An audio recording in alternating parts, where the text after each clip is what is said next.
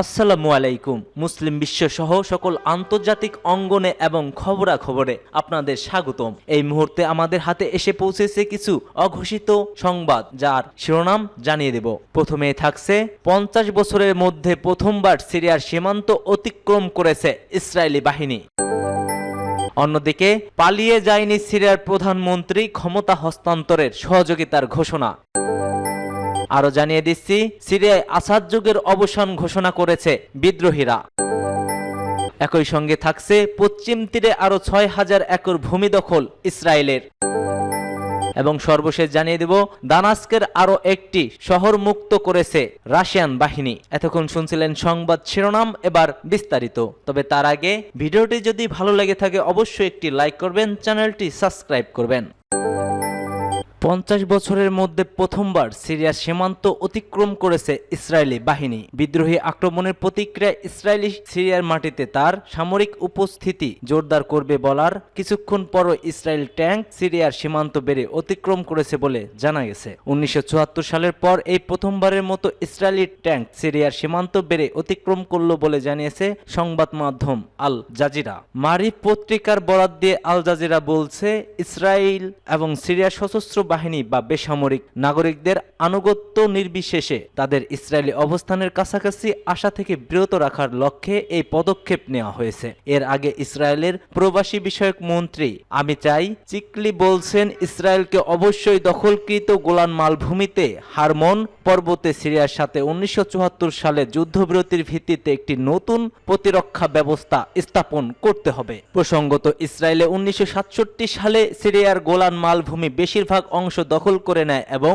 1981 সালে এটিকে সংযুক্ত করে। এদিকে প্রেসিডেন্ট বাশার আল আসাদ সরকারের পতনের পর সিরিয়ার রাষ্ট্রীয় টিভিতে দেশবাসীর উদ্দেশ্যে নিজেদের প্রথম বিবৃতি প্রচার করেছে বিদ্রোহীরা। সংবাদ মাধ্যম আল জাজিরার এক প্রতিবেদনে জানিয়েছে, বেসামরিক পোশাক পরে রাষ্ট্রীয় টিভিতে এক ব্যক্তি বলছেন দামাস্কে শহর মুক্ত করা হয়েছে। ওই ব্যক্তি বলেন, অত্যাচারী বাশার আল আসাদকে উৎখান করা হয়েছে।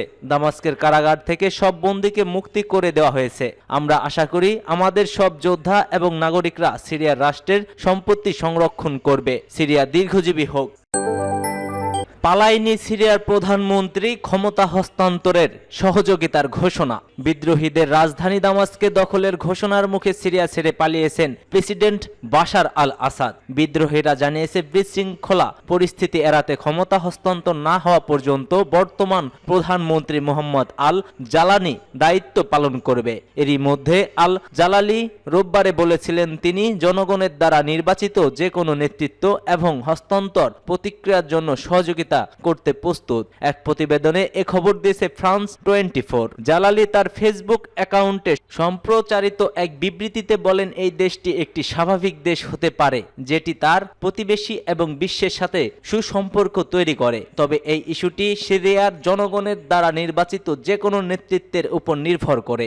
আমরা এটিকে সহযোগিতা করতে প্রস্তুত এবং সম্ভাব্য সব ধরনের প্রস্তাব দিতে প্রস্তুত রয়েছি। এদিকে সিরিয়ার বিদ্রোহী গোষ্ঠী হায়াত তাহরির আল সামের নেতা আবু মোহাম্মদ আল জোলানি বলেছেন, আনুষ্ঠানিকভাবে হস্তান্তর না করা পর্যন্ত সিরিয়ার সরকারি শাসনভার প্রধানমন্ত্রীর অধীনেই থাকবে। তিনি বিদ্রোহী যোদ্ধাদের দামাস্কে সরকারি প্রতিষ্ঠানের কাছে না যাওয়ার নির্দেশ দিয়েছে। টেলিগ্রামের এক বিবৃতিতে বিদ্রোহীদের এই শীর্ষ নেতা বলেন, দামাস্কে শহরের সব সামরিক বাহিনীর জন্য সরকারি প্রতিষ্ঠানগুলো কাছে যাওয়া কঠোরভাবে নিষিদ্ধ, যেগুলো আনুষ্ঠানিকভাবে হস্তান্তর না হওয়া পর্যন্ত প্রধানমন্ত্রীর তত্ত্বাবধানে থাকবে। সিরিয়ায় আসাদ যুগের অবসান ঘোষণা করেছে এবার বিদ্রোহীরা। সিরিয়ায় বিদ্রোহী যোদ্ধারা দেশটির তৃতীয় বৃহত্তর শহর হোমস দখলের পর কোনো প্রতিরোধ ছাড়াই দামাস্কে প্রবেশ করেছে। রাজধানী প্রবেশের কয়েক ঘন্টা না যেতেই এবার বিদ্রোহীরা ঘোষণা দিয়েছে প্রেসিডেন্ট বাশার আল আসাদের সরকারের পতন হয়েছে। এর আগে বার্তা সংস্থা এফপি এবং রয়টার্স তাদের প্রতিবেদনে জানায়, বিদ্রোহী দামাস্কে দখল ঘোষণার মুখে অজ্ঞতা স্থানে পালিয়ে গেছেন প্রেসিডেন্ট বাশার আল আল আসাদ। এর মধ্য দিয়ে আসাদ পরিবারের 5 দশকেরও বেশি শাসন আমলের অবসান ঘটেছে। 2011 সালে আরব বসন্তের জের ধরেই সিরিয়ার বিক্ষোভ শুরু হয়। ক্রমে তা রূপ নেয় গৃহযুদ্ধে। রাশিয়া আর ইরানের সমর্থপুষ্ট বাশার আল আসাদ নিজের ক্ষমতা অনেকটা সংহত করে রাখতে পেরেছিলেন, কিন্তু গত সপ্তাহ থেকে শুরু হওয়া নতুন লড়াইয়ে একের পর এক বড় বড় শহরের নিয়ন্ত্রণ হারায় সরকারি বাহিনী। বিদ্রোহী দলগুলো টেলিগ্রাম বার্তায় জানিয়েছে, বাদ শাসনের অধীনে 50 বছরের নিপীড়নতার পর এবং 13 বছরের অপরাধ ও অত্যাচার এবং বাস্তুচ্যুত হওয়ার পর আমরা আজ এই অন্ধকার সময়ের অবসান এবং সিরিয়ার জন্য একটি নতুন যুগের সূচনা ঘোষণা করছি। হোমস থেকে সিরিয়ান সেনাবাহিনী সরে যাওয়ার পর হাজারো বাসিন্দা রাস্তায় নেমে আসে। তারা নাচতে নাচতে স্লোগান দিতে থাকে, আসাদ শেষ, হোমস মুক্ত এবং সিরিয়া দীর্ঘজীবী হোক, বাশার আল আসাদ নিপাত যাক। বিদ্রোহীরা আকাশে গুলি ছুড়ে উল্লাস প্রকাশ করে। তরুণেরা আসাদের পোস্টার ছিঁড়ে ফেলে। পশ্চিম তীরে আরো 6000 একর ভূমি দখল করে নিয়েছে ইসরায়েল। পশ্চিম তীরে প্রায় 6000 একর ফিলিস্তিনি ভূমি দখলের ঘোষণা দিয়েছে ইসরায়েল। এটি মূলত তেল আবিব সরকারের দখলদারিত্ব নীতিরই অংশ এবং কয়েক দশকের মধ্যে এটি সবচেয়ে বড় দখল। ইসরায়েলের অর্থমন্ত্রী বেজালেল স্টোরিস দেশটির টিভি চ্যানেল 14 এর ঘোষণা দেন। পশ্চিম তীরে 24,000 দুনাম ভূমি দখল করা হয়েছে। সেই সঙ্গে তিনি এটিকে তথাকথিত রাষ্ট্রীয় ভূমি হিসেবে ঘোষণা দিয়েছে। ইসরায়েলি টিভি চ্যানেল 14 জানিয়েছে, সর্বশেষ এই সিদ্ধান্তটি 1993 সালের আসলো চুক্তির পর থেকে রাষ্ট্রীয় ভূমি হিসেবে ঘোষণা করা জমির প্রায় অর্ধেক। এটি একটি বড় পদক্ষেপ যা আঞ্চলিক কল্পনায় প্রভাব ফেলবে এবং ওই অঞ্চলের পরিস্থিতি পরিবর্তন করবে। ইসরায়েলি অর্থমন্ত্রী স্টোরিস বলছেন, সঠিক সময়ে আমরা আজ একটি জটিল প্রতিক্রিয়া সম্পূর্ণ করেছি এবং পশ্চিম তীরে 24,000 দুনাম ভূমিকে নতুন রাষ্ট্রীয় ভূমি হিসেবে ঘোষণা করছি।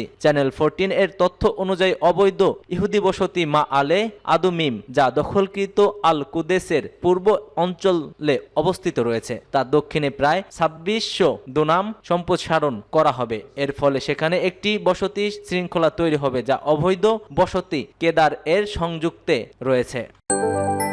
দামাস্কের আরও একটি শহর মুক্ত করল রুশ বাহিনী। রাশিয়ার প্রতিরক্ষা মন্ত্রণালয় জানিয়েছে, রুশ সেনারা দামাস্কে পিপলস রিপাবলিকের ব্যারিস্টিক শহর শত্রুমুক্ত করেছে। এক বিবৃতিতে রুশ প্রতিরক্ষা মন্ত্রণালয় ইউক্রেনের বাহিনীর একটি ব্রিগেডের ইউনিটগুলোর সামরিক মোতায়েনে স্থান ধ্বংসের ভিডিও প্রকাশ করেছে, যেখানে TOS-1A সোলা অনস্তপেকের একটি প্লাটুন রাজারভি শহরের কাছে আঘাত হানে। এর আঘাতের ফলে 45 জন শত্রু সেনা নিহত হয়েছে। এদিকে রাশিয়ার দক্ষিণ বেলেট গ্রুপের ইউনিটগুলো তাদের কৌশলগত অবস্থান উন্নত করেছে এবং ইউক্রেনীয় বাহিনীর দুটি মেকানাইজড, একটি এয়ার মোবাইল এবং একটি এয়ারবর্ন অ্যাস্ট্রল ব্রিগেডের পরাস্ত করেছে। ডিপিআর এর ওলাকলি কোরাখোভা স্থানে সংঘর্ষের ঘটনায় আরও কিছুজন নিহত হয়। রাশিয়ার ডেনিপ্রো এবং উত্তর ব্যালিস্টিক গ্রুপের আক্রমণে ইউক্রেনীয় বাহিনীর একদিনে প্রায় 120 জন সেনা হারিয়েছে, যোগ করেছে